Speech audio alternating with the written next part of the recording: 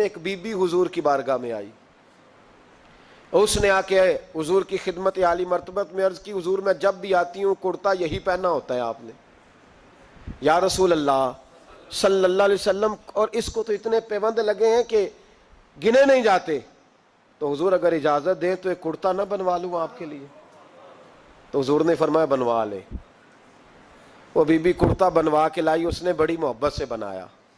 اس زمانے میں جو کوئی نقش و نگار ہوتے تھے اس نے سجائے اپنے انداز میں، اب اس نے پیار سے بنایا، محبت سے بنایا، یہ بھی باتیں صحیح ہیں۔ محبوب پاک کی بارگاہ میں لا کے تھال میں پیش کیا، حضور کی بارگاہ میں تھال میں۔ کچھ بندے زیادہ نیک ہو جاتے ہیں، سامنے والے کو پرہیزگاری کا مشورہ دیتے ہیں، کہتے ہیں کسی کو کوئی شے نہ لیا کرو، تو میں نے کہا اگر حضور لے لیں تو طلب کرنا منع ہے، لیکن قبول کرنا تو میرے مصطفیٰ کا طریقہ ہے۔ تو بھائی یہ ہمیں نہ اتنا ہی نیک بناؤ جتنا میرے رسول نے ہمیں بنایا ہے۔ دو قدم آگے بڑھ کے کچھ لوگ مشورے دیتے ہیں، یہ مشورہ درست نہیں۔ نبی پاک نے فرمایا تو کسی سے طلب نہ کر، لیکن اگر کوئی تیری طرف تحفہ بڑھائے تو اسے قبول کر، محبت میں اضافہ ہوگا۔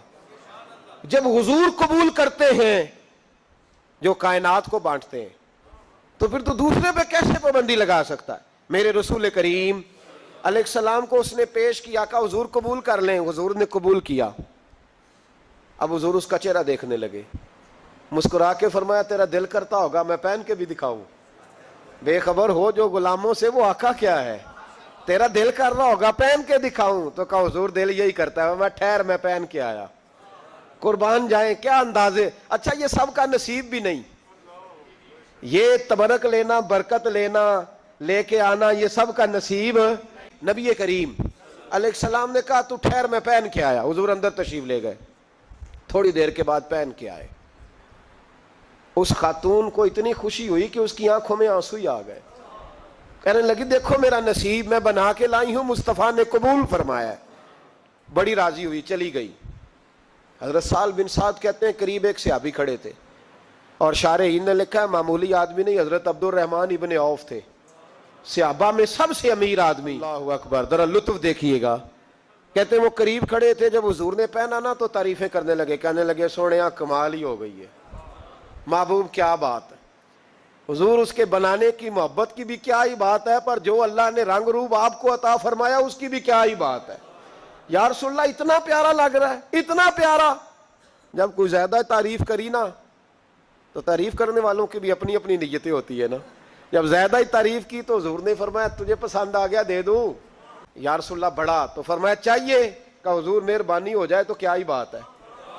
سرکار اندر گئے، وہ پرانا کرتا دوبارہ پہنا، اور میرے رسول پاک علیہ السلام نے اس کرتے کو اتارا، بخاری پڑھ رہا ہوں، اور نبی پاک نے لا کے دیا، فرمایا چل یار وہ بھی راضی ہو گئی ہے، تو بھی راضی ہو جا، چل دونوں ہی راضی ہو جائیں، وہ بھی راضی ہو کے گئی، تو بھی راضی ہو کے جا۔ اس کو دیا، حضور چلے گئے۔ صحابہ بعد میں اس صحابی کے پیچھے کہنے لگے یار تو تگڑا بندہ ہے، تجھے ضرورت ہی نہیں تھی، اور حضور علیہ السلام نے بڑی مشکل سے قبول کیا۔ حضور تو کسی کی طرف توجہ ہی نہیں کرتے، طلب ہی نہیں کرتے، اور اگر آج حضور نے قبول کیا اور اتنا پیارا لگا تو تجھ سے برداشت ہی نہیں ہوا، کس طرح کا آدمی ہے تو؟ جب لوگ اس کے گرد اکٹھے ہوئے تو حضرت عبد الرحمن ابن عوف کی آنکھوں میں آنسو آ گئے، کہنے لگے میرے بھولے دوستو تمہیں غلطی لگ گئی، تمہارا کیا خیال ہے میں نے ولیمے پہ پہننے کے لیے لیا ہے؟ تمہارا کیا خیال ہے شادی کی دعوت میں پہنوں گا؟ تم کیا سمجھتے ہو عید والے دن پہنوں گا؟ اور گویا اپنی داڑھی کو پکڑ لیا، کہنے لگے دیکھو بال سفید ہو رہے ہیں، پھل پک رہا ہے، گناہگار بڑا ہوں، اگرچہ بدر میں بھی گیا ہوں، احد میں بھی تلوار اٹھائی ہے، مال بھی دیا ہے، ہر جگہ گیا ہوں، پر کسی عمل پر بھروسہ نہیں۔ یہ کرتا حضور کے جسم سے لگ گیا ہے، اب اسے سنبھال کے رکھوں گا، اور مرتے وقت وصیت کروں گا گھر والوں کو کہ جب میں مروں نا تو اس کرتے میں مجھے کفن پہنا دے۔ مجھے امید ہے جب حضور کا کرتا پہن کے قبر میں جاؤں گا تو رب کے فرشتے مجھ پر عذاب نہیں دیں گے، بلکہ بغیر حساب کتاب جنت عطا فرما دیں گے۔